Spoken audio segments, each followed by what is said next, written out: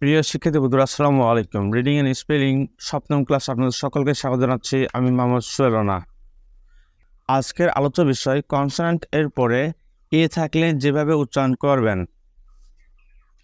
তার আগে ছোট্ট একটি রিকোয়েস্ট, যারা এখনো সোহেল বাড়ি ইউটিউব চ্যানেলটি এখনো সাবস্ক্রাইব করেনি তারা এখন সাবস্ক্রাইব করে পাশে থাকা বেল আইকনটি প্রেস করে দিন, যাতে আমাদের পরবর্তী সকল ভিডিও নোটিফিকেশন সবার আগে আপনি পেয়ে যান।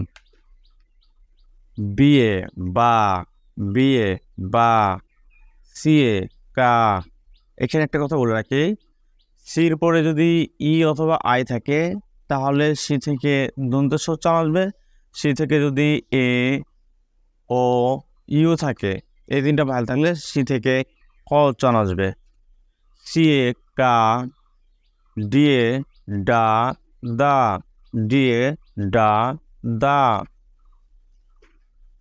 এফে ফা, এফে ফা। জিয়ে গা রা, জিয়ে গা রা। এই যে হা, এই যে হা। জে জে যা যা, জে যা যা। খেয়ে খা কা, খেয়ে খা কা। আলে লা, আলে লা, আলে লা, আলে লা। এমে মা, এমে মা। এনে না, না, এনে না, না। ফিয়ে ফা পা, ফিয়ে ফা পা।